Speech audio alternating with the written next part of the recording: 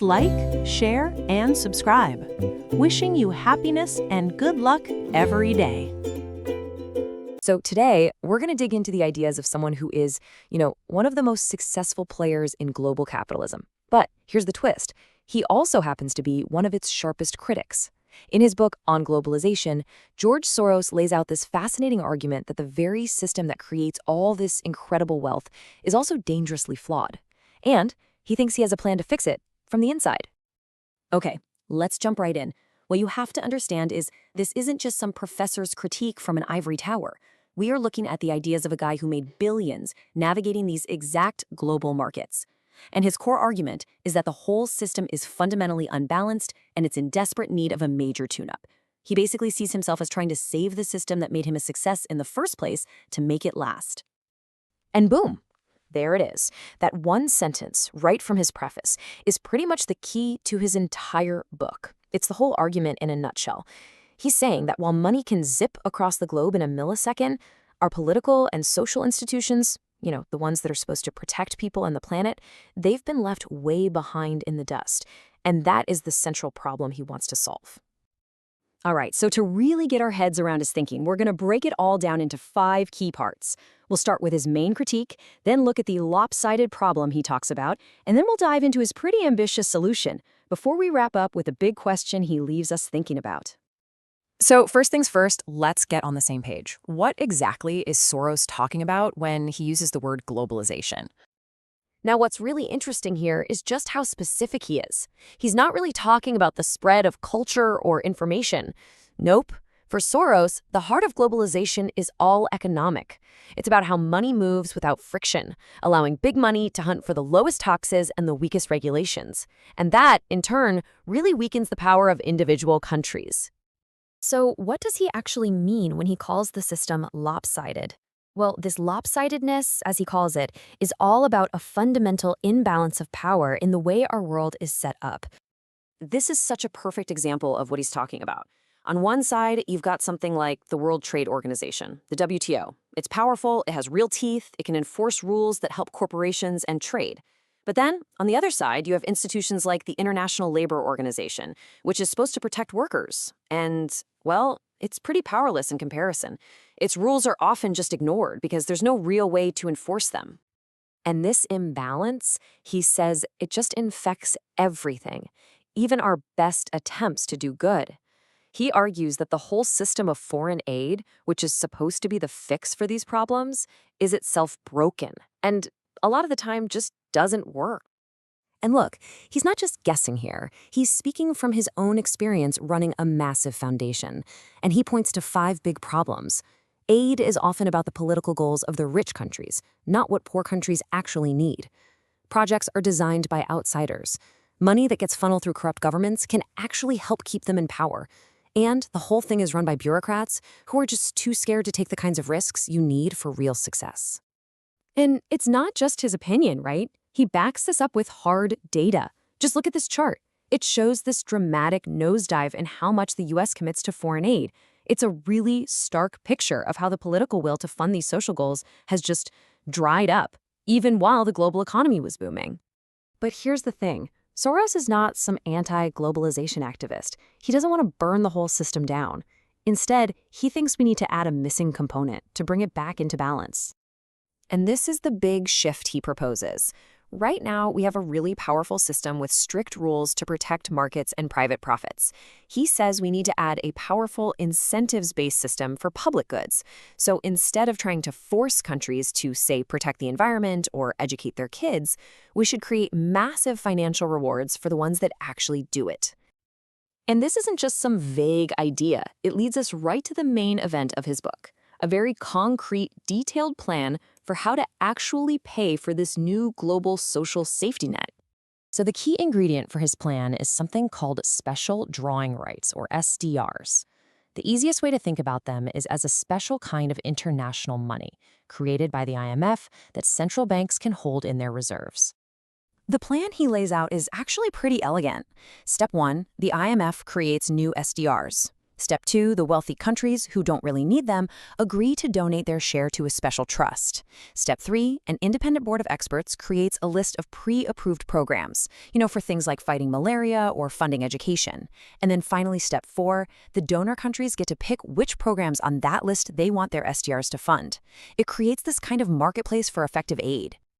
And just so we're clear, we are not talking about chump change here. Soros did the math and figured that a special issue of SDRs, one that had already been authorized when he wrote the book, could free up almost $18 billion, practically overnight, to get this whole new system started. Okay, so what's the bottom line here?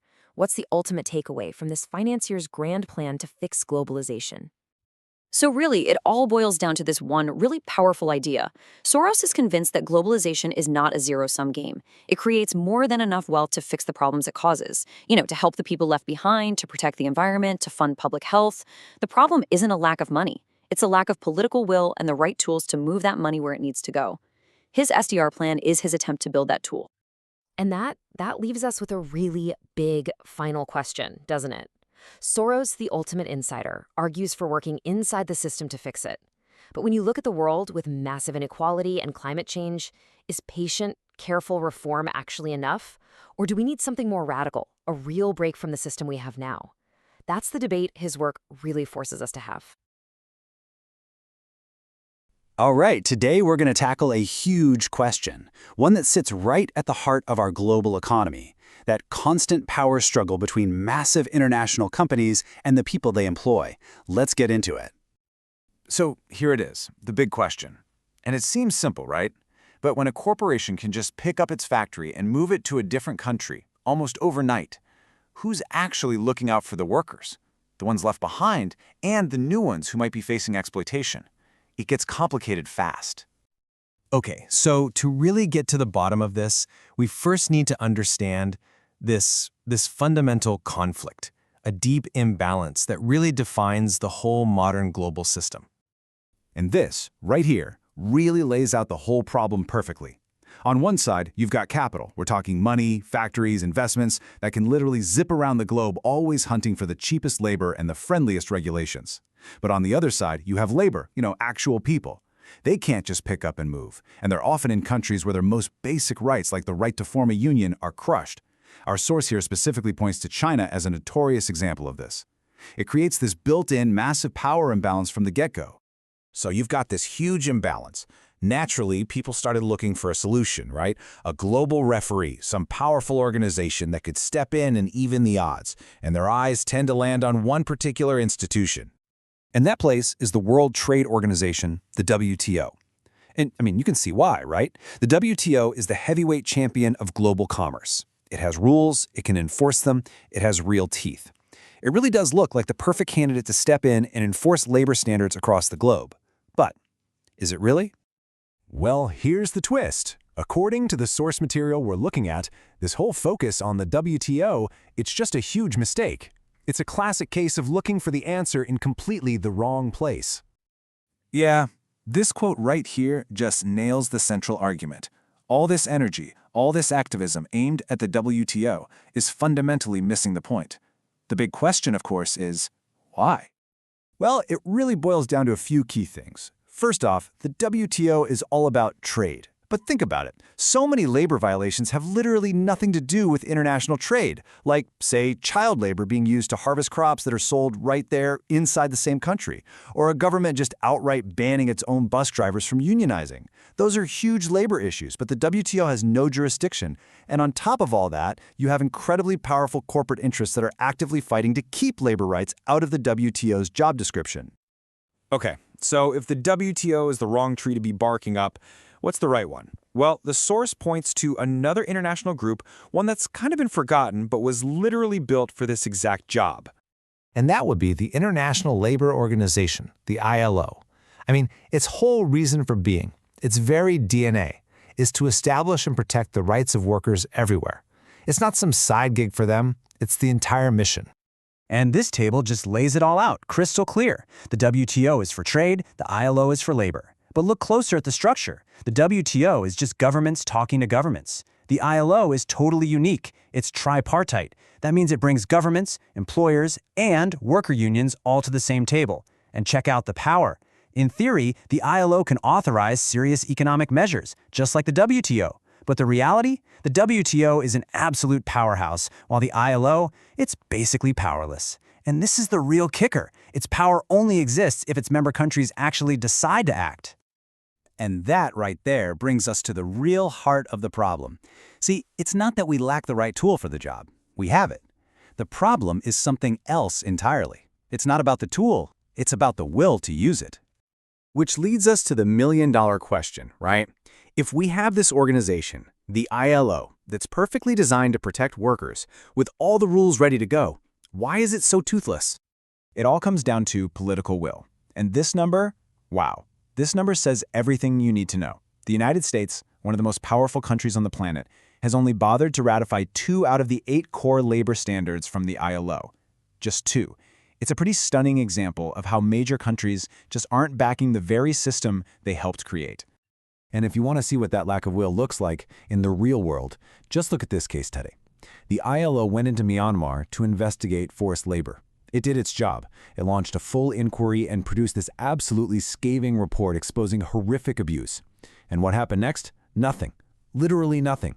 A follow-up found zero improvement. The mechanism is there, but if nobody is willing to turn the key, the engine just won't start. So what's the fix?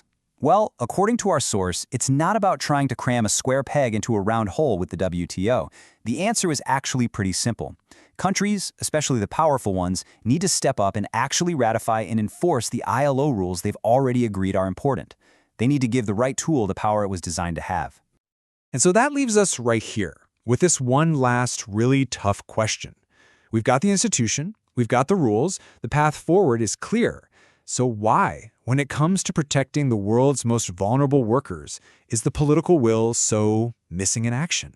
That's definitely something to chew on. Thanks for joining me for this explainer.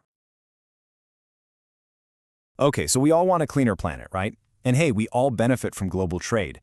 But what happens when those two massive goals just slam right into each other? Well, that's the high-stakes showdown we're going to dive into today. So, it really all boils down to this one fundamental question, doesn't it? In this crazy interconnected world we live in, can we actually protect the global environment without, crippling the free trade our economies depend on, or are we just forced to pick one? To even start to find an answer, we first have to understand the rules of the game. All right, so to really get this conflict, you got to start with the referee, the World Trade Organization, or the WTO. See, they set the rules for global commerce, and one of their core principles is right at the heart of this entire debate. So here's the crucial point. The WTO's rules, which, by the way, are designed to stop countries from using sneaky protectionism, they basically say you can't block an imported product just because of how it was made. You get that? As long as the final product is physically the same, you just can't punish another country for having different environmental standards by hitting them with trade sanctions. Okay, so to put it really simply, a country can set whatever environmental rules it wants for stuff made and sold inside its own borders. Totally fine, no problem there. But, and this is the big but, it can't use those same domestic rules as a weapon to block an identical product coming in from another country. That's where the WTO draws the line. Now, there is one major loophole here. If countries have already signed an international treaty on a specific environmental issue, then yeah, trade measures are fair game. The problem? Well, as anyone who follows, say, the global warming negotiations knows, getting nearly 200 countries to agree on anything is, well, it's an almost superhuman task. So how does this rule actually play out in the real world? Let's look at a landmark case that really put this principle to the test. It involves shrimp, endangered sea turtles, and a major legal battle of the WTO. Okay, so here's the story. The United States banned shrimp imports from countries that were using fishing methods harmful to sea turtles. And as you can probably guess, this was immediately challenged at the WTO. After this long, really drawn-out legal fight, the WTO panel made a kind of surprising final ruling in 2001. The U.S. ban? It could stand. So why did the environmentalists actually win this one? Well, in what was a landmark decision, the WTO panel pointed out that the U.S. had tried, in good faith, to get an international agreement before they went and imposed the ban. This victory set a massive precedent. It basically showed that under certain conditions, environmental protection could, in fact, trump free trade rules. But that victory didn't solve everything. Not by a long shot. In fact, you could say it opened up a whole new set of even more complicated and thorny questions that, frankly, we're still grappling with today. Right. The turtle case involved an endangered species that migrates across oceans. It's a shared global resource, you know? But what about environmental damage that happens entirely within another country's borders? I mean, does one nation have the right to sanction another for that? Just think about the implications here for a second. Can one country ban leather just because the tanning process polluted the air in India? Or block copper because we're finding it poisoned the soil in Chile? And here's a big one. If a country like the US bans drilling in its own Arctic territory, can it then turn around and refuse to import oil from another country's Arctic drilling operations? Wow, suddenly the lines get very, very blurry. This incredible complexity has led a lot of people to argue that, hey, maybe we're just using the wrong tool for the job. I mean, this quote puts it pretty bluntly. The WTO was designed to handle trade disputes, not to be the world's environmental cop. It just doesn't have the expertise or, frankly, the credibility for these deeply complex issues. And look, this isn't just some philosophical debate. It has very real economic consequences, and it often creates a major conflict between the world's wealthier, developed nations and the less developed global south. It's a real north-south divide. So here's the core of that argument. Environmental activists in developed countries might be pushing hard for universal standards, right? But poorer nations, they often just can't afford to meet them. So when rich countries use trade sanctions to enforce their own high standards, it can end up acting as a kind of protectionism, one that unfairly punishes developing economies. And the economic reality is pretty stark. For a developed nation, the cost of greener technology might be manageable. You know, it's a line item in the budget. But for a developing nation, that very same cost can be a crippling burden, making it so much harder for their industries to compete on the global stage. Okay, so if sanctions and punishment, these sticks, are so problematic, what's the alternative? Well, some are proposing a really fundamental shift in strategy, moving from sticks to carrots. So instead of punishing countries for not meeting certain standards, the idea is to reward them for voluntarily adopting them. This moves away from a punitive model, which can feel really discriminatory, and it moves us towards a cooperative one that's built on financial incentives. And this really gets to the heart of the proposed solution. The philosophy is simple, but it's incredibly powerful. If protecting the global environment is a shared goal, and we all agree it is, then the responsibility and the cost should also be shared. Wealthier nations who advocate for these standards have to be willing to help finance them elsewhere. And hey, this isn't just some pie-in-the-sky theory. We're already seeing this shift happen. You've got private initiatives funding the conservation of specific plants and animals. And on a bigger scale, there's a really strong case for public financing from developed countries to protect global resources that benefit literally everyone, like the Amazon rainforest. Which leaves us with this final, crucial question. Look, we can all agree that protecting the planet is an essential, noble goal. But as we've just seen, it's not free. The real debate, the one we're having right now, is about who bears the cost. Is it a burden for each nation to carry alone, or is it a shared global responsibility? The answer to that? Well, that may just determine the future of both free trade and our planet. All right, let's talk about something that's woven into pretty much everything we do, from the movies we stream to the medicines that keep us healthy. I'm talking about intellectual property, but we're going to look at it in a way that might just flip your whole perspective on it.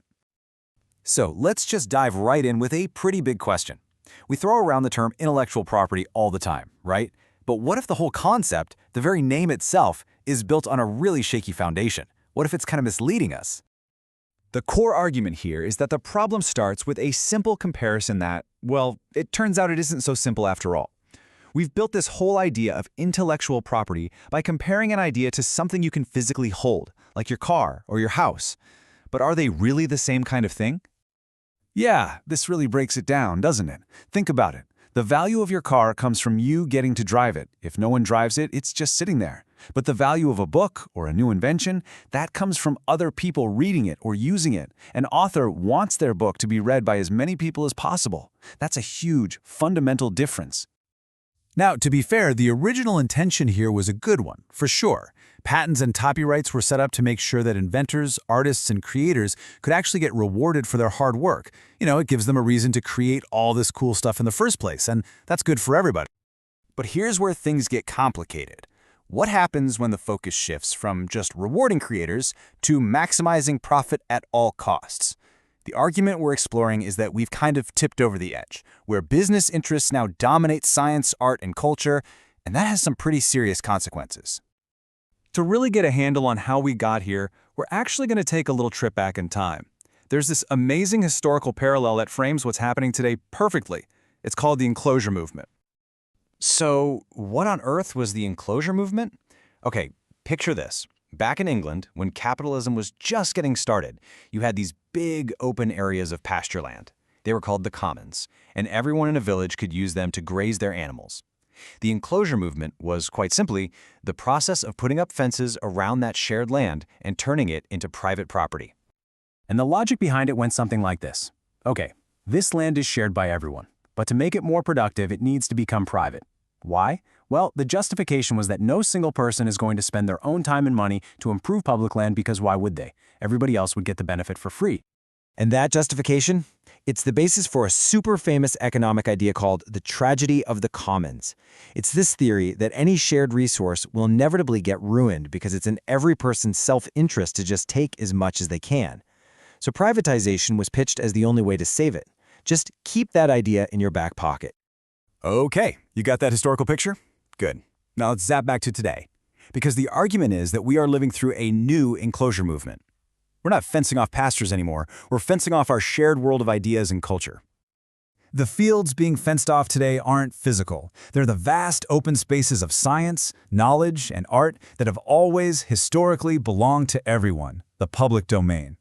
These are the building blocks we all use to learn, to create new things, and to push society forward. And the fallout from this is huge. That public domain, the giant library of works that are free for anyone to use and build on, it's shrinking. This puts cultural diversity at risk. It slows down the very way culture works, because culture's all about remixing and building on what came before. And in science, it can throw up walls that get in the way of collaboration and slow down major breakthroughs. And you can actually see this imbalance written into international law. I mean, look at the original NAFTA agreement.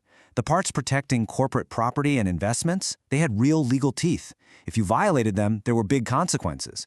But the side agreement that was supposed to protect labor rights, it had no real connection to the main treaty, which made it pretty much powerless. It's a perfect example of what gets prioritized when we start putting up fences.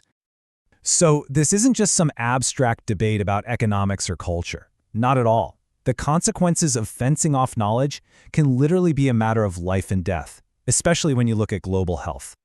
The most powerful and, frankly, tragic example of this was the crisis over access to HIV/AIDS medicine in Africa.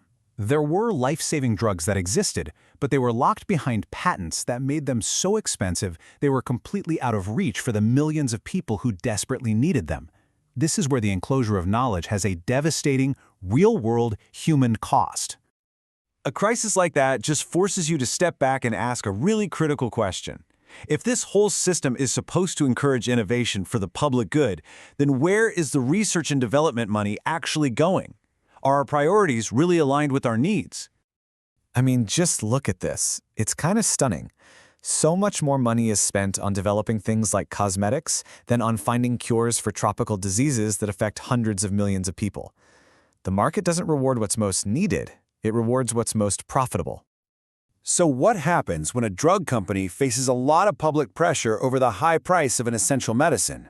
Well, the logical business move is often to just redirect their resources, move away from those sensitive areas, and focus on things that are more reliably profitable. The profit motive, when it's the only thing that matters, can steer us away from our most urgent problems. Okay, so if the current system has these massive flaws, what's the answer? How do we even begin to fix this? Let's spend the last part of our explainer looking at what it might take to find a better balance. Look, there is no easy fix here. This isn't a simple tweak. It really requires first a fundamental change of heart about what innovation is for. It also means big, sweeping changes to our institutions. And maybe most importantly, we need to create totally new kinds of incentives for research. And the good news is people are trying some new things. There are some promising models out there. Take the Gates Foundation, for example. They're trying out a different approach. Instead of just relying on sales from patents, they offer huge financial rewards, basically giant prizes, for anyone who develops vaccines and cures for major diseases. This encourages the research without locking up access. And that really gets to the core of it, doesn't it? This isn't about getting rid of private rewards. It's about remembering that intellectual creation has two purposes. Yeah, to reward the creator, but also to contribute to our shared public good. The real trick is designing a system that can do both. So we'll leave you with that big question to chew on. In a world that is completely dependent on new ideas and innovation, how do we build a system that rewards creators fairly while also making sure that our great shared commons of science and culture stays open for everyone, so the next generation has something to build on too? Thanks for joining us. Today, we're diving into a really powerful critique of the whole global trade system. We're going to break down George Soros' argument that the World Trade Organization's rulebook isn't just a simple set of guidelines, but a system that might just have a built-in bias. And really, it all boils down to this one fundamental question, doesn't it? Are the rules that govern global trade actually fair for everyone, or is the whole game rigged from the start? That's the core tension we're going to explore. So to even begin to answer that, we have to look at the organization right at the center of it all. Let's talk about the WTO, the Global Referee for International Trade. To put it simply, the WTO is kind of like the umpire for global commerce. It's the body that sets and enforces the rules that all of its member nations agree to follow when they're trading with each other. Now, the WTO's rulebook is, huge. It covers everything. So for our purposes, we're going to zero in on two of the most debated agreements, one that deals with ideas and another that deals with investments. You'll hear them called TRIPS and TRIMS. Okay, let's kick things off with intellectual property. We're talking patents, copyrights, that sort of thing. The argument we're examining is that when the WTO got involved in this area, it waded into some pretty deep and controversial waters. And this quote really gets to the heart of the critique. The idea is that by treating things like inventions and creative works as just another commodity to be regulated, the WTO basically created a whole new set of problems and inequalities. So, the specific agreement we're talking about is called TRIPS. Its main goal was to create a single global standard for protecting patents and copyrights. The idea was to make sure that an invention patented in one country would be protected in others too. And this right here raises a massive question. If the WTO has the power to enforce global rules about intellectual property, then why not things like labor standards or even human rights? It really makes you stop and ask, what are the real priorities of this global system? This is where you can see the practical effect of the TRIPS agreement so clearly. The cost-benefit analysis looks completely different depending on where you're standing. For advanced countries, the innovators, these rules mean profit. But for less developed countries, who are often just the consumers of that technology, it means they're the ones who have to pay up. So the critique ultimately frames this kind of patent protection not as some neutral rule, but as a barrier, a restraint of trade.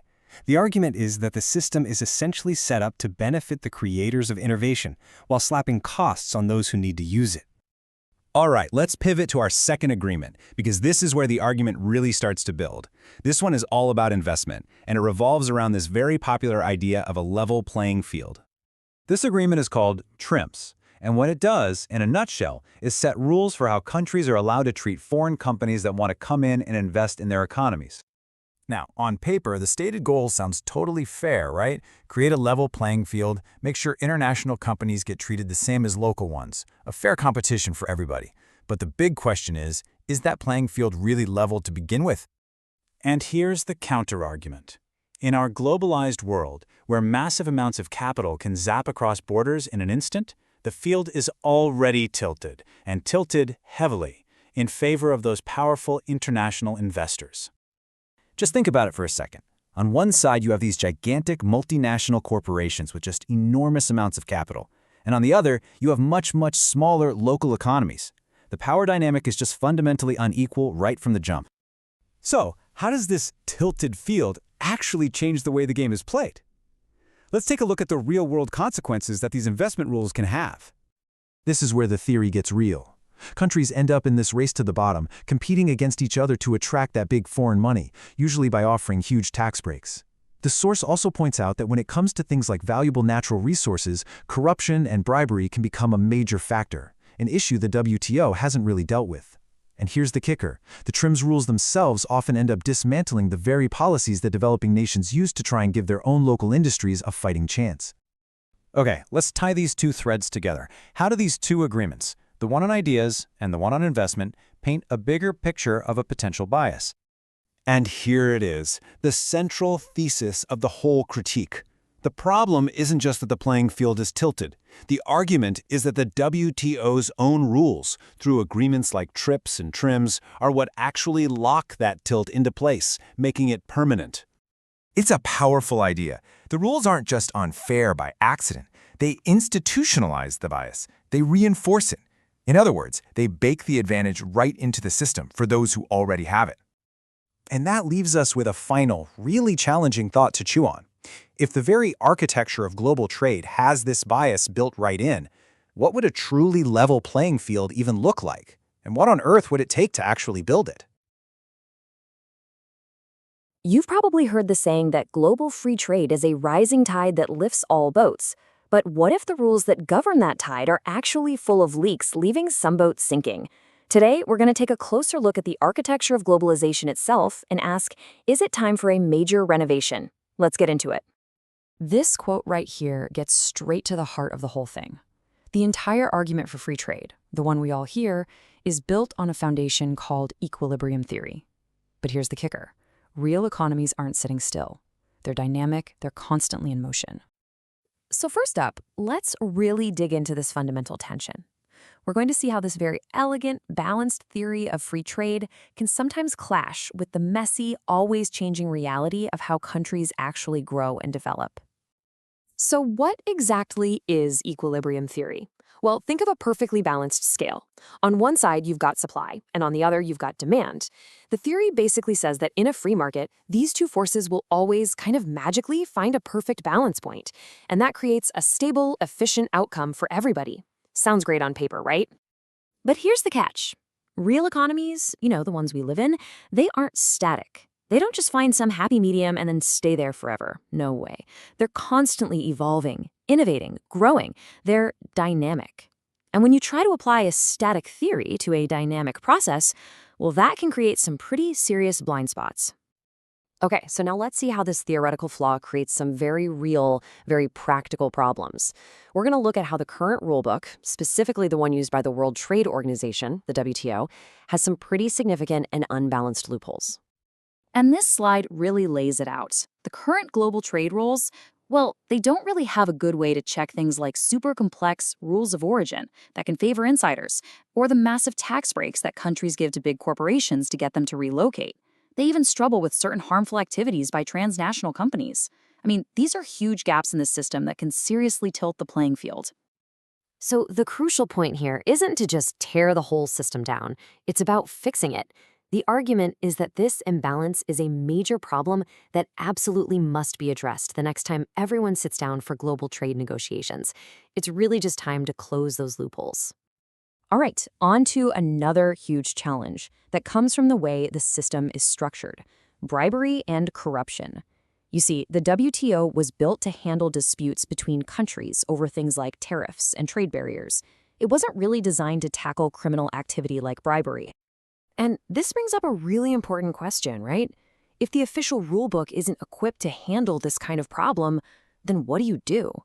I mean, how are you supposed to have a level playing field when secret backroom deals can completely undermine the entire system? Now, this isn't a new problem, and to be fair, there has been some progress. The U.S. took a huge step decades ago when it made it a crime for its companies to bribe foreign officials.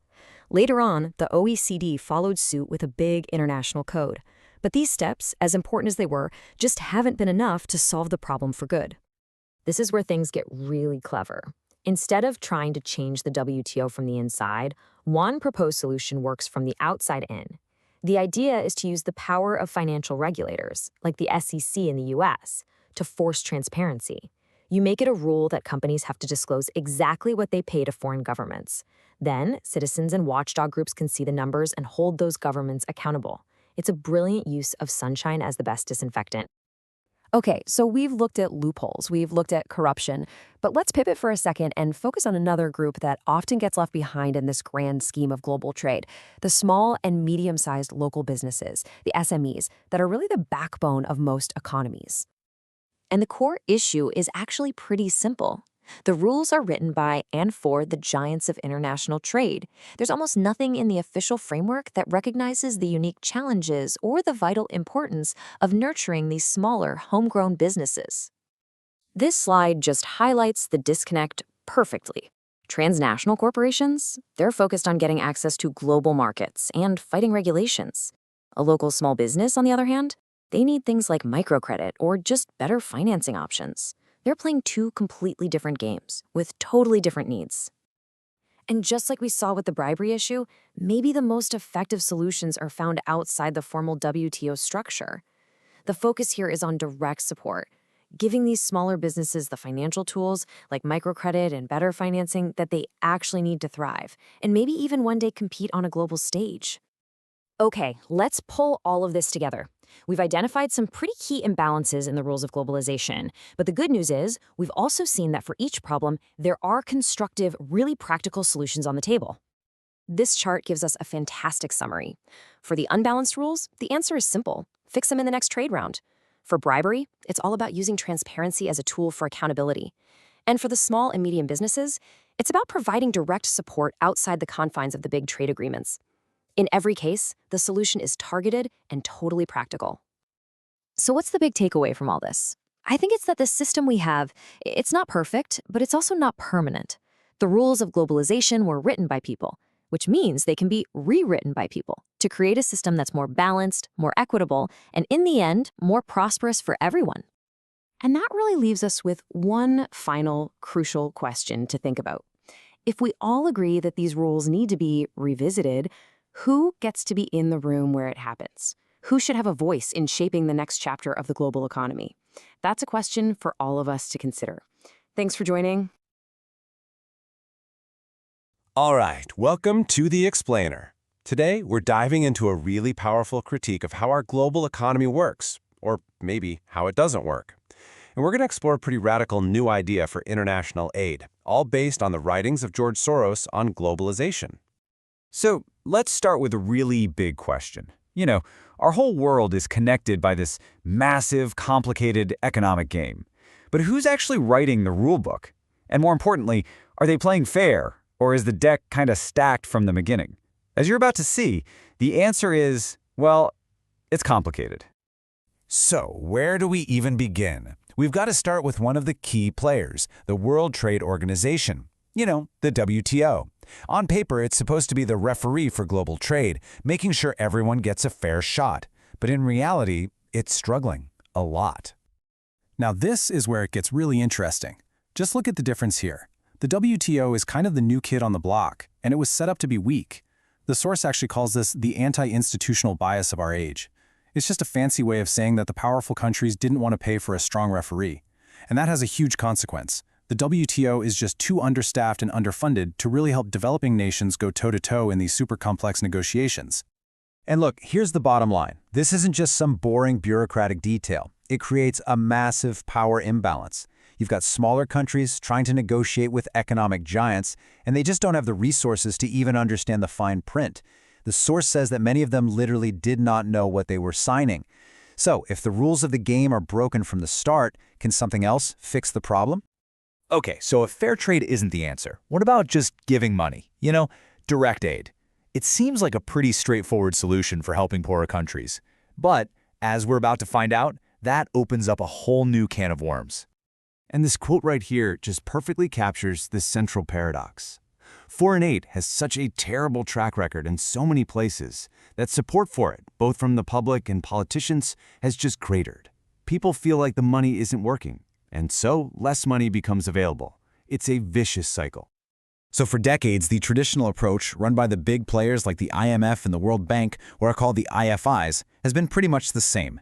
They give these huge loans to governments and then tell them exactly how to reform their economies using a one-size-fits-all cookie-cutter playbook. The problem? Well, even by the World Bank's own admission, their projects fail about as often as they succeed. Think about that. It's basically a coin toss. All right, so let's put this whole system to the test. Let's look at what might be the biggest case study of all. What happened in Russia right after the Soviet Union collapsed. This is where all that theory crashed head-on into reality. And the results? They were disastrous. So after the Berlin Wall fell, there was this incredible moment, a proposal for a new Marshall Plan to rebuild the former Soviet bloc. But Western leaders, they got sticker shock. They balked at the price. So instead, they just handed the whole job over to the IFIs. And what did they do? Exactly what they always do. Offered loans to the government, but what happens when the government itself is the thing that's falling apart? All that money just vanished into a black hole. But here's the thing. There was another way. Instead of trying to prop up a dying government, the aid could have gone directly to the Russian people. It could have paid for pensions, funded unemployment benefits. It would have built a social safety net from the ground up and showed the world a better path forward. But that idea? It was dismissed without even being considered. The money disappeared, and with it, a once-in-a-generation opportunity to reshape history was lost. So, seeing this massive failure, the author of our source, George Soros, decided to try something, well, something radical. He basically said, fine, if the system won't do it, I'll prove it can be done myself. He set up the International Science Foundation with his own money to get aid directly to people, completely bypassing the broken government system. So how many people did this little experiment help? 35,000. And we're not just talking about anyone. These were brilliant scientists, many on the verge of poverty or about to flee the country. And the amount given to each of them? Just $500. Now, at the time, that was enough for them to live on for an entire year. This small-scale experiment proved a massive point. Targeted aid, delivered right to the people who need it, could work where these billion-dollar government programs had completely and utterly failed. So what's the big takeaway here? It's pretty clear, isn't it? The old way of doing things, just giving money from one government to another, is broken, especially when you're dealing with corrupt or chaotic states. It's time for a totally new playbook. And this slide really gets to the heart of the idea. You've got two models. On one hand, the old way. It's bureaucratic, it's slow, it's risk-averse, and it can actually end up propping up corrupt regimes. Then you've got this new way. It's entrepreneurial. It accepts that big changes are a hit-or-miss affair, kind of like a startup. It's about funding civil society and the private sector directly instead of funneling everything through the state. Now, the end goal here isn't just about handing out cash. It's about building something much bigger, something the Soros calls an open society. This isn't just about elections. It's a wider view of democracy that includes economic freedom, human rights, and a strong civil society that can actually hold powerful people accountable. And this is the key. By going around broken governments, aid can directly fuel the people and the groups that are building a better future from the ground up. It means you're not accidentally making a dictator stronger, and if you're in a failed state, you're actually helping build something new from the ashes. And so, the source material leaves us with this really powerful question. It suggests that fixing globalization's broken promise isn't just about writing better rules. It might require a complete revolution in how we think about helping people. One that's more flexible, more direct, and ultimately more willing to bet on people instead of just governments. All right, let's jump right in. We're going to talk about a huge and, let's be honest, pretty controversial topic: foreign aid. You hear all the time that we need more of it, but then you also hear these stories about how it's failing. So what's really going on? Well, the source material we're looking at today suggests the problem might not be the aid itself, but the ruler we're using to measure it. So this is the question, right? This is what hangs over pretty much every conversation about international assistance. Is all this money just being wasted? Is the system itself just broken? It's a totally fair question, and it's exactly where we need to start. Okay, so here's the core idea from our source. We're often judging two completely different games by the same set of rules. Think about it. In business, success is pretty straightforward. It's profit, a single, clear bottom line. But when you're talking about a social goal, like foreign aid, success isn't just one thing.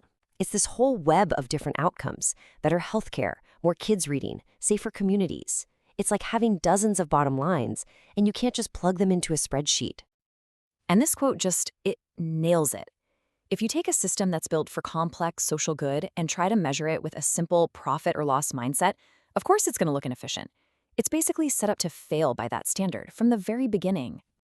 Here's a fantastic way to think about it. Imagine yelling at your local library because it's not making any money. It sounds ridiculous, doesn't it? We all know a library's value is in the community it serves, the knowledge it shares. Well, the argument here is that we're doing that exact same thing to foreign aid, and it's totally messing with our perception of what it actually accomplishes. So this mix-up, this using the wrong measuring stick, isn't just some academic thing to debate. It has massive, real-world consequences, and it leads us directly to what our source says is the actual crisis, a serious, long-term lack of money. And listen, this isn't a new problem. This has been going on for a while. Data from the OECD shows that funding started trending down way back in 1990. All the while, the problems this aid is supposed to tackle, everything from pandemics to climate change, have only gotten bigger and more expensive. So how big is the gap we're talking about? To give you some perspective, back in 2001, former British Chancellor Gordon Brown said wealthy nations needed to kick in an extra $50 billion a year. That's a mind-boggling number, and it really shows you the scale of what was needed even back then. And what happened when he asked for that $50 billion? Well, according to our source, basically nothing. It did not appear to get serious consideration. That huge, identified need was met with, well, a collective shrug. The political will just wasn't there. And this brings us right back to where we started. It's a vicious cycle. The public is told that aid is inefficient, so they don't push for more funding. Without that public pressure, there's no political will. And without the funding, the programs can't possibly reach their full potential, which, you guessed it, just reinforces the idea that it's all inefficient. It's a trap. So if we're stuck in this trap, how on earth do you get out? Our source suggests that maybe we need to think outside the box of traditional government funding. Maybe we need to look at something totally different, like a tax on the flow of global money itself. But here's the thing about these big, innovative ideas. They don't just happen.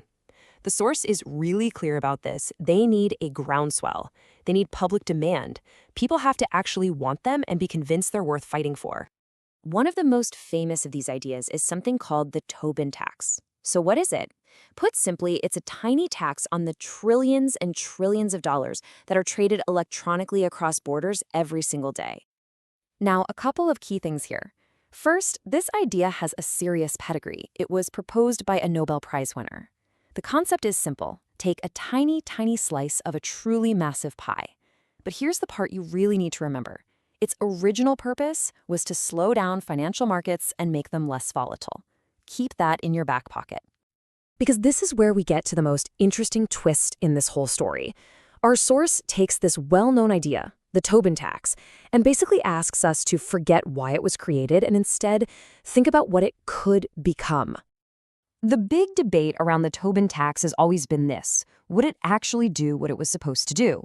Would slapping a tiny tax on trades really calm down the entire global financial market? And this chart just lays the argument out perfectly. On the one hand, you have its original purpose, calming the markets. And the source says, it's not at all clear that it would work. But if you look at it from a completely different angle, as a way to generate money for things like foreign aid, well, now you can make a really strong case. The tool is powerful, even if its original instruction manual might be long. So here it is, the big takeaway.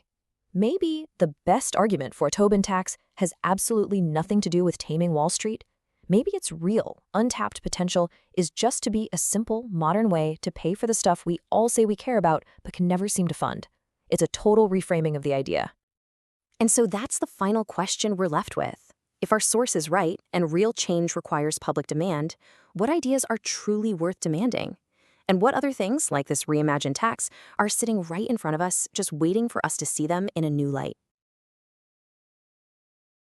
Welcome to The Explainer. Today, we're digging into a really interesting idea from George Soros. It's all about a new way to fund solutions for some of the biggest challenges on the planet. Things like global health and economic development. All right, so here's what we're going to cover. First, we'll look at the big problem. How do you even pay for these massive global projects? Then we'll get into the main event, the special drawing rights proposal.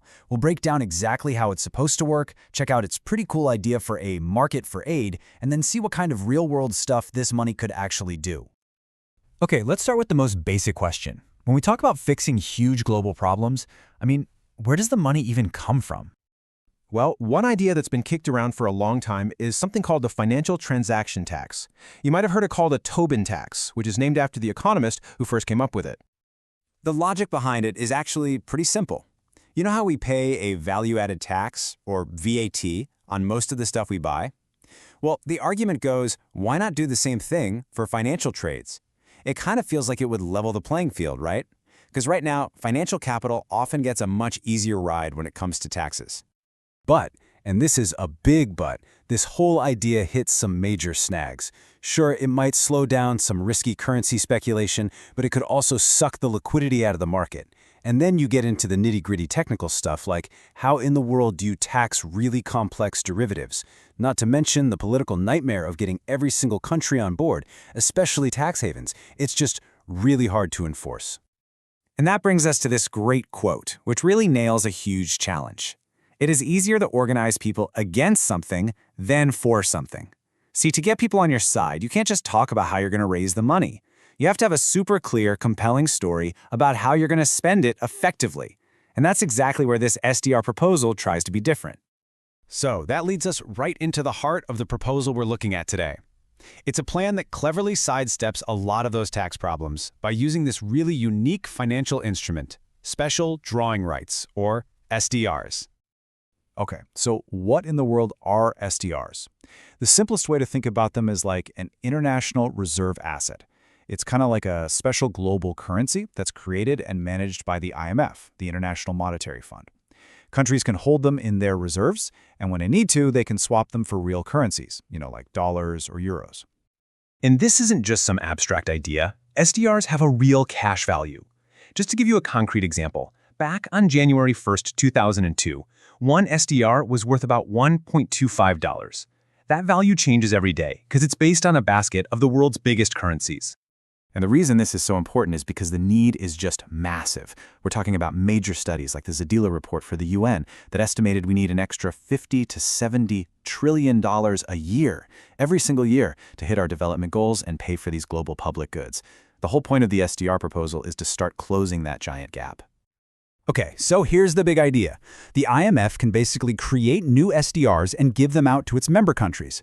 The plan is for the richer countries to say, hey, we'll voluntarily donate our new SDRs to a special trust. And just like that, you've got this big pool of money set aside specifically for international aid. All right, so how would this actually play out in the real world? It's not just a let's do it once kind of thing. It's actually designed as a sustainable process with two main stages. So first, you'd have a trial run. It would use a batch of SDRs, about $27 billion worth, that the IMF had already approved way back in 1997. The wealthy country's slice of that pie comes out to nearly $18 billion that could be available almost right away. Then, if that pilot program works out, the whole thing could be scaled up to become a regular, annual thing. Now, anytime you talk about international funding, you run smack into what economists call the free rider problem. It's a classic issue, right? Some countries might enjoy the benefits, like, say, a world with less disease, without actually pitching in their fair share to pay for it. And this is where the SDR idea is actually pretty brilliant. It basically solves the free rider problem. How? Well, SDRs are given out to countries based on their IMF quota, and that quota is tied to the size of their economy. So the system automatically makes sure that contributions are fair. The solution is baked right into the existing financial system. But this proposal is about way more than just a clever way to raise cash. It also puts forward a really radical new way to decide how that money gets spent. It's a big departure from the old-school foreign aid models. So get this. Here's how it would work. You'd set up an independent board of really respected experts, not political hacks. Now, this board doesn't actually spend the money. Instead, their job is to check out different proposals and create a menu of top-notch, pre-approved programs. Then, the countries that donated the money get to look at the menu and choose which projects they want to fund. And to keep everyone honest, a totally separate commission would track their results. What this whole setup does is create something like a marketplace for aid. It forces programs to compete based on quality and results just to get on the menu. And at the same time, it makes the donors' choices totally transparent for the public to see. It's a system that's literally designed to reward what works.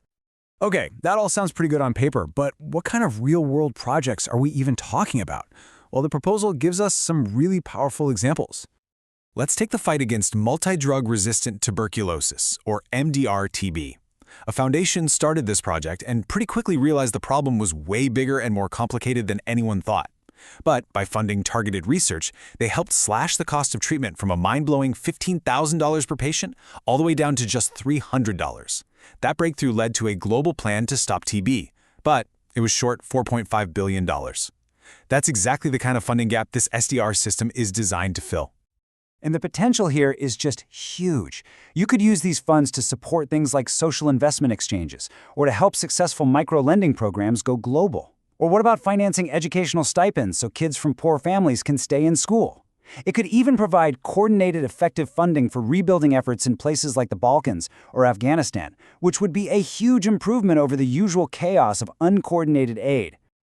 So, when you boil it all down, the key takeaway is this. This plan isn't just about finding a new bucket of money. It's really about building a better, smarter system. One that's predictable, so programs can actually plan for the future. One that's equitable, so everyone pays their fair share. And most importantly, one that's effective, so the money actually makes a difference. It's a really bold idea, right? Taking this kind of obscure piece of the global financial system and turning it into a powerful tool for progress. And it leaves us with a big question to chew on. Can we really re-engineer our financial tools, not just to keep the system stable, but to actively build a better world? Welcome to The Explainer. Today, we're digging into a really big idea from financier George Soros. It's about using a special kind of financial tool to fund global aid. And honestly, it's an idea that kind of turns our thinking about money, international assistance, and political will right on its head. It sounds like magic, doesn't it? I mean, a way to create massive funding for critical global needs, all without raising taxes. Well, the proposal we're looking at today argues this isn't magic at all. It's a possibility that's already baked right into our current global financial system. All right, so here's how we're going to break this down. First, we'll look at the core problem. Then we'll unpack the big idea itself, the proposal. After that, we'll tackle the objections, check if it's even legal, and finally talk about the political decision that sits at the heart of it all. Okay, so first things first. What's the actual problem this whole idea is trying to solve? I mean, why do we even need a new way to fund international development in the first place? So here's the heart of the problem. For more than 2 decades, money has been flowing the wrong way. It's completely backwards. Instead of capital moving from wealthy nations to developing ones to help them grow, it's actually leaving the very countries that desperately need it. And this reverse flow, well, it makes it incredibly difficult for emerging markets to deal with the huge challenges they're facing. Things like poverty and climate change.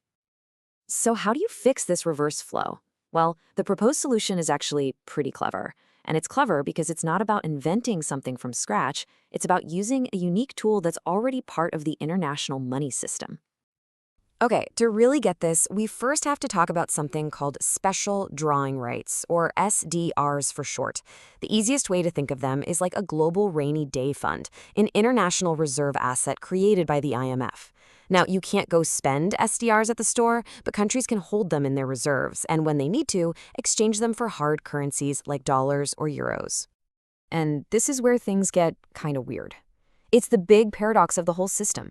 See, SDRs are given out based on how big a country's economy is.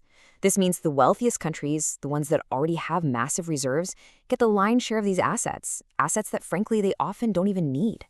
So that brings us to this really simple 3-step proposal.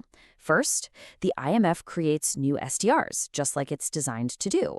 Second, the wealthy countries that don't really need their share, they voluntarily donate it. And third, those donated SDRs are then used to fund international aid. It's a brilliant way to channel a surplus from one part of the system to address a critical need in another. If the idea is really that straightforward, you have to ask, why aren't we already doing it? Well, like any big idea involving money, this one has its fair share of hurdles and some pretty powerful objections. So let's dig into the main arguments against it. Okay, so the main pushback has always come from the world's central banks. Their number one job is to control the money supply and keep inflation from getting out of control. So from their point of view, creating a global reserve asset out of thin air looks an awful lot like printing money, which to them is a huge red flag for inflation. But here's the thing. The source material we're looking at argues that this classic fear might actually be a little outdated. Right now, the bigger boogeyman might not be inflation, but its evil twin, deflation, where prices keep falling. And as we've seen from Japan's long struggle, deflation is way harder for central banks to fight. So in a world worried about deflation, a cash injection through SDRs might actually be helpful, not harmful. Okay, so beyond the whole economic debate, we have to ask a really basic question. Is this even legal? I mean, can you actually use the IMF's core framework in this way? Well, it turns out the IMF's own thinking on this has changed quite a bit over the years. Back in the 80s, the official line was clear. SDRs are just for monetary purposes, not for aid. But then, in 1997, that changed. They made a special allocation specifically designed to transfer resources. And more recently, the IMF has come right out and said that voluntary donations of SDRs are totally allowed. So, what's the takeaway here? The legal framework is already in place. The IMF's own rules allow for SDRs to be issued to meet a long-term global need, and they explicitly say countries can donate them. In fact, you could argue that using those donations for aid actually strengthens the original case for issuing them, because it proves there's a real need. So, legally speaking, the proposal is on solid ground. So, if the idea is simple, the economics are debatable but plausible, and the law actually allows it, what's the final roadblock? Well, it all comes down to a classic showdown, really. Political will versus old-school procedure. And that last hurdle, it's a tricky accounting question. Should countries treat these donations as a formal expense on their national budgets? On one hand, you have the argument for discipline. It's a real expenditure, so it should be tracked. But on the other hand, it doesn't really affect a country's net reserves, and making it a budget item could cause huge political headaches for governments with strict spending caps. Look, the bottom line is this. All the technical questions, the legal stuff, the mechanics of how it would work, they all have answers. The final barrier isn't a question of how, but a question of if we should. At the end of the day, using SDRs for aid is a political choice. And that really leaves us with one final and kind of provocative question. When a tool like this is on the table, it's legal, it's possible, and the need is obvious, then the decision to use it or to leave it on the shelf, well, that says a lot about what our global priorities really are. Okay, so let's jump right in. Have you ever wondered, what if we could actually fix foreign aid? Well, back in 2002, financier George Soros put forward this really radical blueprint to do just that. And today, we're going to unpack it. A plan designed to totally rewire how we help the world's poorest nations. So let's start with a really fundamental question. I mean, we've poured trillions of dollars into foreign aid over the decades, right? But why is it so often ineffective? Why do so many of these well-intentioned efforts just fall short? And that's where this 2002 blueprint comes in. We're going to see how it was specifically designed to get at the root causes of why aid fails. We're talking everything from donor self-interest all the way to just mind-numbing bureaucratic inertia. All right, so the core of this whole idea, it revolves around a special kind of financial asset. It's something you've probably never heard of, and it's created and managed by the International Monetary Fund, the IMF. Okay, so what in the world are these special drawing rights, or SDRs? Well, first off, it's not a currency like dollars or euros that you can go out and spend. Think of it more like an international reserve asset. It's basically a claim on a basket of other major currencies, and central banks use it to beef up their own reserves and keep their economies stable. Now, here's where it gets really clever. When a country gets a bunch of these SDRs, they can literally just hold them. The interest they earn and the interest they owe basically cancel each other out. So it's a totally free way for them to strengthen their financial position. It's exactly like the quote says. It's as close to a free lunch as you can get, as long as you don't actually eat it by cashing it in. So, how does this work in practice? The plan is basically a 4-step process. Step 1, the IMF creates new SDRs. Step 2, the wealthier nations voluntarily donate their new SDRs to a special trust fund. Step 3, an independent board decides which aid programs get the money. And this is absolutely crucial, Step 4, the money has to be spent. It can't just sit there gathering dust in a bank account. But this wasn't just about creating new money out of thin air. No. It was about creating a whole new system for aid, something the proposal actually calls a market for foreign aid, and that's a really interesting concept. Now, to really get why this market idea is so powerful, you first have to understand the problems it was built to solve. The source lays out 5 major shortcomings of the traditional foreign aid system, and these are the things that have plagued it for decades. We're talking deep structural issues here. First up is donor self-interest. You see this all the time, right? Aid comes with all these strings attached that end up benefiting the donor country's businesses or political goals, not necessarily the people who need the help. This plan tries to break that cycle. By having an independent board oversee the funding, it really cuts down on the donor's ability to call all the shots. Second, there's this problem of lack of ownership. Think about it. When aid is just handed down from on high, the local groups and governments can feel like they're just passive recipients. They don't have a real stake in it. So this proposal creates a kind of marketplace where different projects have to compete for the funding. This gives everyone involved, from the project managers on the ground to the donors, a much stronger sense of ownership and accountability. Okay, and this next part is maybe one of the most radical ideas in the whole blueprint. You know how aid usually flows from one government to another? Well, that can be a huge problem if the recipient government is corrupt or just ineffective. This plan completely bypasses that. It allows the funds to go directly to NGOs, to local community groups, to private sector initiatives, to the people who are actually doing the work on the ground. The blueprint also takes on another huge headache: poor coordination. Right now, you've got dozens of different countries and agencies all running their own separate aid programs. It can be a total mess. Efforts get duplicated, or they even end up working against each other. By making sure all the programs using these SDR funds get approved by one central board, you create a natural hub for coordination. It just makes so much more sense. And finally, the plan completely reframes what aid is. Instead of treating it like this rigid, bureaucratic exercise where nobody wants to admit failure, it approaches it more like venture capital for social good. What does that mean? It means you accept that there will be risks. You expect some projects won't work out, but you build a system with rapid feedback so you can learn from those failures and double down on what is working. It's a massive shift in mindset.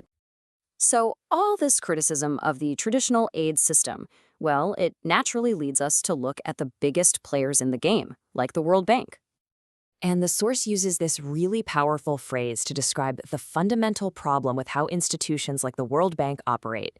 It calls it an intergovernmental straitjacket, and that image really sticks with you. So what does this straitjacket actually do? Well, it has some pretty serious real-world consequences. Because the World Bank typically has to lend through national governments, it can end up propping up corrupt or repressive regimes. It also gives powerful donor countries a ton of leverage, and it really limits the bank's ability to work directly with those more effective, on-the-ground partners we talked about, like NGOs. Okay, to really get the full picture here, we need to zoom out a little bit, because this whole proposal for aid reform, it's actually rooted in a much deeper, more radical theory about how financial markets themselves work. And it's a theory that pretty much turns conventional economics on its head. The theory is called reflexivity, and the basic idea is this. There's a two-way feedback loop between what we think is going to happen in the market and what actually happens. Our beliefs and expectations don't just reflect reality, they actively shape it. A perfect example is a housing bubble, right? People believe prices will keep going up, so they buy more houses, which pushes prices up. It's a classic self-reinforcing cycle. Now, this is a huge challenge to the traditional economic idea of market equilibrium.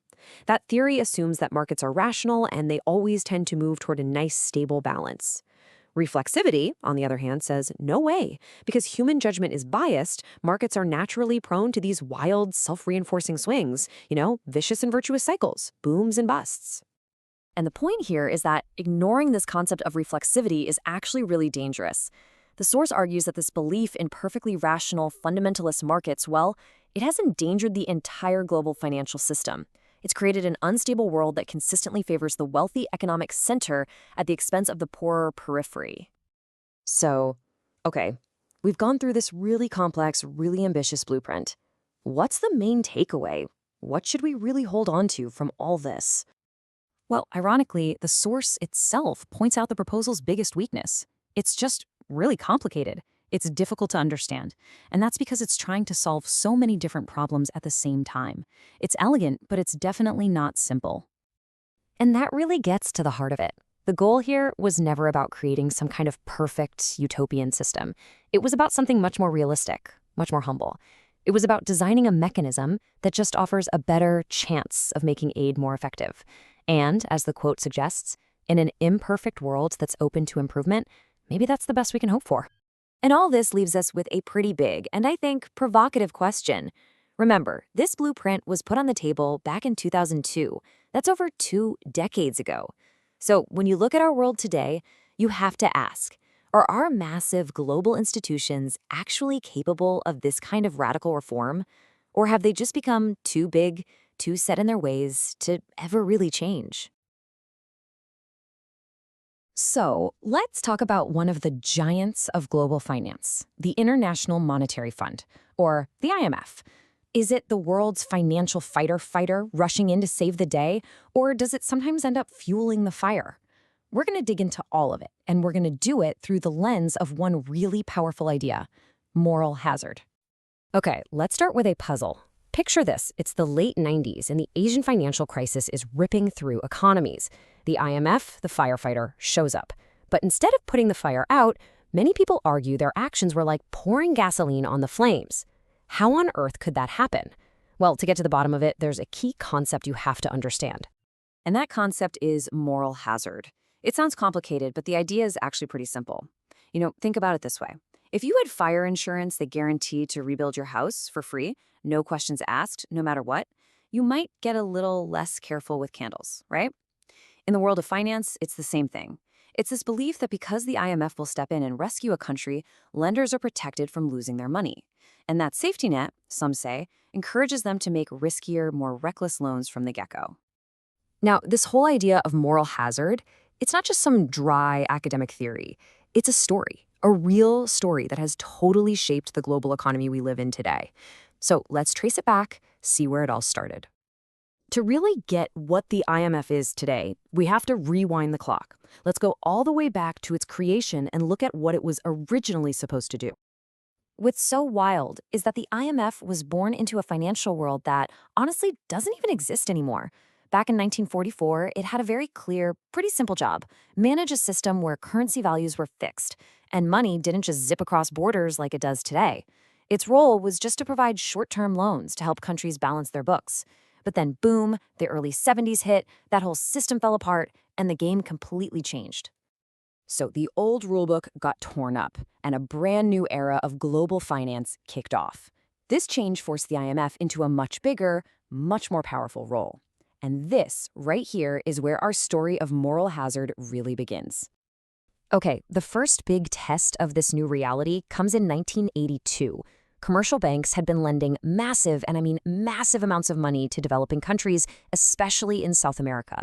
When a crisis finally hit, it wasn't just a small problem. The entire international banking system was suddenly on the brink of collapse.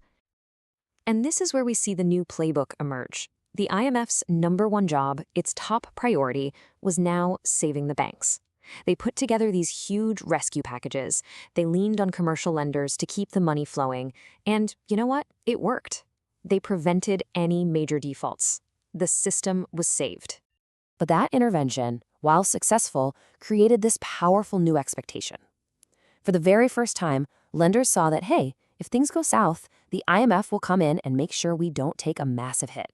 And right there, the seed of moral hazard was planted. So the banking system was stable, but who actually paid the price? Well, this slide shows the really stark difference.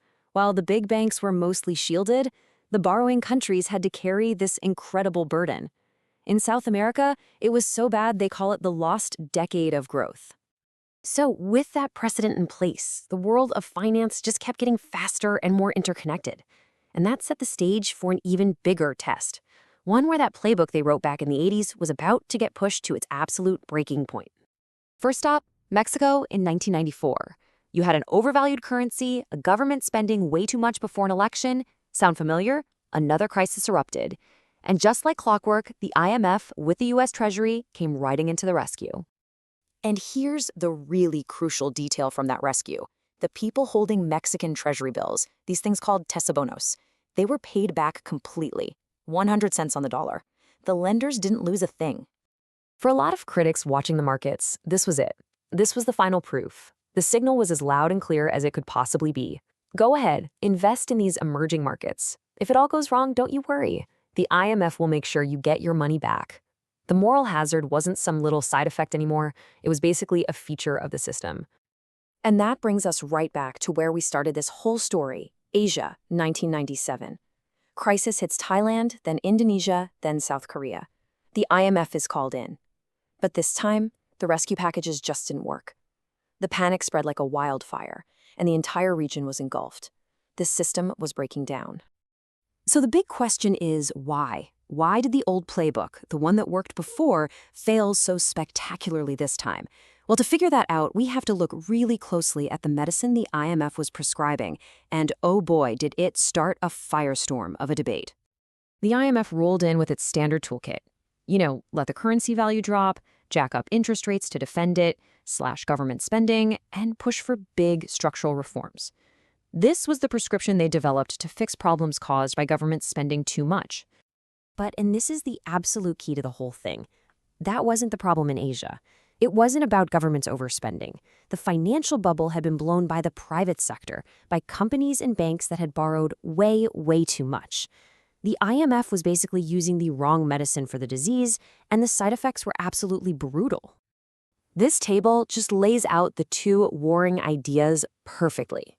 On one side, you have the IMF's approach, which ended up making the collapse even worse. And on the other, you have an alternative from critics like George Soros, who said, whoa, hold on. Let's just pause the debt payments, reorganize things, and avoid these sky-high interest rates that are absolutely crushing these economies. And this really gets us to the core of the debate, the fundamental philosophical disagreement. One side, you could call them market fundamentalists. They say the only way to prevent future crises is to get rid of the IMF safety net completely. Just eliminate moral hazard and the market will police itself. But the other side argues that no, financial markets are just naturally unstable. Getting rid of moral hazard sounds nice, but you might just create an even bigger problem, like cutting off the flow of money that these developing countries need to grow. So that brings us to our final question, a question for you to think about. This isn't just about something that happened 25 years ago. This debate is alive and well today, every single time a new crisis hits. Is the moral hazard that comes with a global financial firefighter a necessary evil? Or is the risk of just letting these financial fires burn themselves out even worse?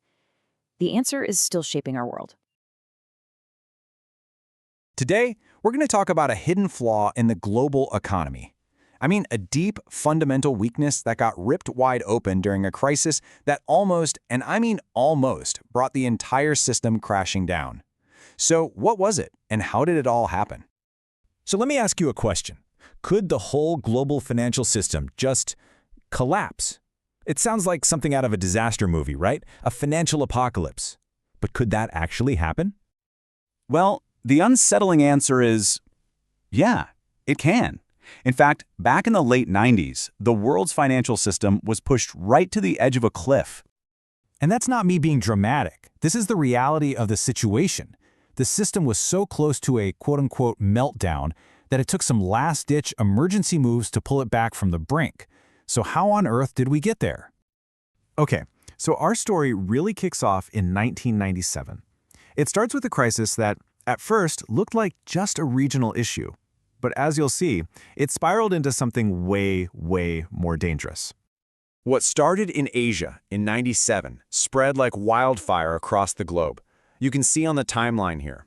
It just snowballs. By the time Russia defaults on its debt in August 1998, the panic is everywhere. The system is just teetering. And it was the reaction to this crisis that really exposed the deeper, more troubling flaw we're talking about.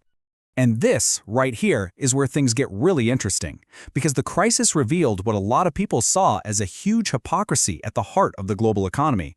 One system, but with two totally different sets of rules. Just look at this slide. It lays out the core contradiction perfectly.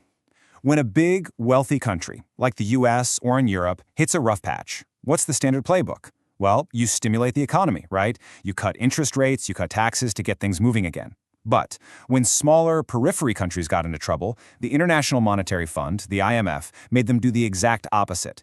They were forced to raise interest rates and slash government spending, basically slamming on the brakes when the economy was already crashing. For a lot of people watching this unfold, this was the moment they realized, wait a second, the emperor has no clothes. The supposed cure from the IMF clearly wasn't working, and the market's faith in the whole system just shattered. But of course, that's not how everyone saw it. A really powerful counterargument started to emerge. It said the problem wasn't the system's hypocrisy, but something else entirely. Something they called moral hazard. So let's just quickly break this down. The idea of moral hazard is pretty simple. If you know there's a safety net waiting to catch you, you're probably going to be more willing to do something risky, right? Why worry about the consequences if you know you'll get bailed out in the end? So the folks pushing this idea argued that the IMF bailouts themselves were the real problem. They said the bailouts created this huge safety net that basically encouraged big international banks to lend recklessly to these emerging markets. Because, hey, if it all went south, they knew they'd get rescued. So what was their solution? Simple. Get rid of the safety net. And believe it or not, this argument completely won the day. It was so persuasive that the IMF did a complete 180-degree U-turn on its fundamental policy. So the policy shifted, and it shifted big time. The IMF went from bailouts, where public money, taxpayer money, was used to save private investors, to bail-ins. And under this new rule, those private investors, they were now forced to take a hit and share in the losses when a country ran into trouble. Just like that, the safety net was gone. So, problem solved, right? The moral hazard issue was fixed. Well, not so fast. This cure came with a very steep price, and maybe a permanent one. Just look at this number, negative $106 billion. In the year 2000 alone, that's the net amount of private money that fled from emerging markets. Investors weren't putting money in anymore. They were pulling it out at a staggering rate. And this data really tells the whole story. If you look at the numbers from before the crisis, say 1996, you see tons of private money pouring into these economies. But look at the years after. That flow of credit just collapses and then completely reverses. The money was running for the hills. And here's the really crucial part. Without that safety net of a potential bailout, investors all of a sudden started seeing these countries as way, way riskier. And in global finance, when risk goes up, the cost of borrowing money, the interest rate, soars right along with it. This chart shows you the result perfectly. This line here, that's the risk premium. It's basically the extra fee, the extra interest that emerging economies have to pay to borrow money. And you can see, after the 1998 crisis, it never went back down to the old levels. It settled into a new, higher, and much more volatile reality.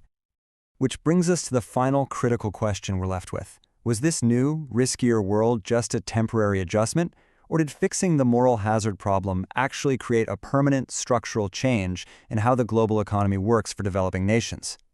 And there are basically two competing answers to that question. One side says, no, this is temporary. It's just the market getting smarter, better at judging risk. But the other view, held by people like George Soros, argues that this is a permanent structural shift, that by getting rid of the old problem, we created a new one, a global playing field that is now permanently tilted against the very countries that need investment the most. Which one is right? Well, that's a debate we are still living with today. You ever look at the global financial system and just feel like you're staring at some impossible puzzle? I mean, it lurches from one crisis to the next, and it seems like every time we fix something, we just create a bigger problem down the line. Well, today we're going to try and piece this whole thing together, and we'll be using the incredible insights of the legendary investor George Soros as our guide. So let's dive in. Right, this is the big one, isn't it? It feels like we're stuck in some kind of loop. There's a boom over here, a bust over there, and before you know it, the panic spreads everywhere. So why can't the smartest people in the world actually fix this? Well, it turns out the answer is way more profound than just some simple flaw in the system. And here it is. This is our starting point. A pretty radical idea from Soros himself. What if the system isn't just broken? What if it's inherently unstable? See, that one idea changes everything. It suggests we shouldn't be looking for some permanent fix, but maybe for a way to manage a system that's always kind of teetering on the edge. Okay, so what does this instability actually look like in the real world? Well, after the big crises back in the late 90s, a totally new problem started to pop up. And this one wasn't about bad loans. Nope. It was something quieter, but trust me, just as destructive. It was about the very flow of money itself. It was almost like a capital drought. For a lot of developing countries, the money just dried up. It became incredibly expensive, or sometimes just flat out impossible, to get the funds they needed to grow their economies. And this right here, created a deeply, deeply unfair global system. And the imbalance is just stark. Look at this. On one side, you have what Soros calls the periphery countries. Their own local savings are fleeing the country, and on top of that, they have to pay this huge premium just to get investment. Meanwhile, on the other side, the United States is acting like a giant financial safe haven, just effortlessly soaking up the world's savings to fund its own massive deficit. It's a really powerful self-reinforcing cycle. So you have to ask, how did we get here? This is where Soros pulls out this brilliant historical analogy to explain how the international community, with the absolute best of intentions, actually made the whole problem worse. He calls it the Maginot Line fallacy. Okay, let's walk through this. After the last crisis, the thinking was pretty simple. Lenders were being reckless because they always expected the IMF to bail them out. So the IMF changed the rules. They started forcing private creditors to take losses. And you know what? It worked. It totally stopped the unsound lending booms. But in doing so, they were preparing to fight the last war. The new war became a total lack of capital for emerging markets because all the investors were now terrified of losing their money. And this just nails the point, doesn't it? It's exactly like the French building the Maginot Line to fight the trench warfare of World War I, only to get completely steamrolled by tanks in World War II. The IMF fixed one problem perfectly, and in doing so, they accidentally created the perfect conditions for the next, totally different crisis. So this brings us to the first of what Soros calls the system's insoluble problems. It's something we kind of take for granted every day, but it's right at the heart of all this global instability, the very nature of our national currencies. It's a really fascinating question when you stop and think about it. I mean, governments have tried everything, right? They've tried fixing exchange rates, letting them float freely, pegging them to other currencies. So why does every single method seem to have some kind of fatal flaw? All right, let's just break down the options. Fixed exchange rates? Way too rigid. But letting them float freely? That creates these wild, disruptive swings. What about pegging your currency to another, like the dollar? Well, that proved to be a total disaster in the 1997 Asia crisis. And even a super rigid version of that, a currency board, where you basically outsource your whole monetary policy, that ultimately failed in Argentina. It really seems like every path just leads to a different kind of cliff. So the crucial takeaway here is this. The modern theory that said countries should just pick one of two extremes, either a super rigid currency board or a completely free float, well, that's been tested out in the real world, and it failed. There is just no simple, safe choice. And that leads us directly to the second insoluble problem. Because if every single currency system is flawed, you'd think you'd need a powerful referee, a safety net for when things inevitably go wrong. But on the global stage, that safety net is just missing. And the specific role that's missing is this thing called a lender of last resort. See, at a national level, a country's central bank, like the Fed in the US, can step in during a panic and flood the system with emergency cash to stop it from collapsing. But who does that for the entire world? Yeah, the gap here is crystal clear. A national central bank, like the US Fed, has real power because it controls its country's banking system. The IMF, it has no such control. For it to act as a global lender of last resort would be, in Soros's own words, like signing a blank check. It's just an impossible situation. And, this has absolutely brutal, real-world consequences. Without a global safety net, smaller countries are forced to do the exact opposite of what makes any sense. When their economy is already in a downturn, instead of stimulating it, they have to tighten their belts and slash spending. This just makes the recession deeper and a whole lot more painful for their people. So, after digging through all these flawed systems and missing pieces, we finally arrive at Soros's really sobering conclusion. The goal here isn't to find a perfect cure, because a perfect cure just doesn't exist. This quote really says it all, doesn't it? The riddle of global finance isn't a problem to be solved in the way we normally think about it. It's more like a permanent condition of instability that just has to be managed, navigated, and hopefully survived. So let's recap. The two core unsolvable problems at the very heart of this puzzle are these. First, you've got the currency riddle. No perfect currency system exists, period. And second, there's the missing lender. The world lacks a true global central bank, and that leaves developing nations dangerously exposed. And that right there leaves us with the ultimate question. If the system's instability is a permanent feature, not a bug, then the challenge for policymakers, and really for all of us, is to completely shift our thinking. We've got to stop searching for some miracle cure and start getting much, much smarter about simply managing the symptoms. The real question is, how? You ever get the feeling the whole global financial system is kind of rigged? Well, according to financier George Soros, you're not wrong. But here's the thing. He thinks we can actually fix it. So today, we're going to dive into his powerful critique of what he calls the uneven playing field and check out his bold proposals for a more stable and equitable world. All right, so here's the game plan. First step, we'll break down exactly what Soros means by this uneven playing field. Then we're getting into the nitty-gritty, his proposed fixes for the IMF. After that, we'll zoom out and talk about the US and its massive role in all this. We'll touch on his big vision for a global open society, and then we'll finish with one super concrete first step he says could kick the whole thing off. So, let's get right to it. What's the core problem here? Well, at its heart, it's this idea that the whole international financial system, it's not just some neutral rulebook. No, it's a system with a clear center and a periphery, and that creates a seriously unbalanced power dynamic. Now, you gotta understand, Soros isn't some idealist looking for a perfect utopian system. He's a pragmatist, a realist. His whole point is, look, power imbalances are probably always gonna be there, but that doesn't mean we can't try to make the playing field less uneven. And that idea, that practical approach, is really the foundation for everything he's proposing. And this is really the crucial point. The United States sits right at the center of this whole thing. So naturally, its leaders are most worried about what's happening at home, right? They'll jump in and act forcefully when their own markets are in trouble.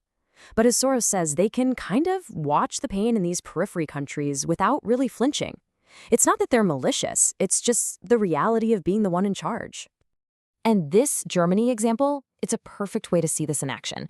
Think back to the early 90s. Germany was basically the center of Europe's money system. So its high interest rates, which it needed for its own economy, ended up hurting a bunch of other countries. Fast forward to today, now inside the Eurozone, Germany is just one voice at the table. Policy is made for the whole group. And guess what? Sometimes Germany's economy has struggled while others have done really well. It just goes to show you what a huge advantage it is to be at the center calling the shots. Okay, so the field is uneven. We get it. The question is, how do you start to fix that? Well, Soros goes right for the referee, the International Monetary Fund, the IMF. And his big idea is pretty simple, actually. The IMF needs more carrots and fewer sticks. It's got to focus less on punishment and way more on rewards. He points out two major imbalances, or as asymmetries, as he calls them, in how the IMF operates.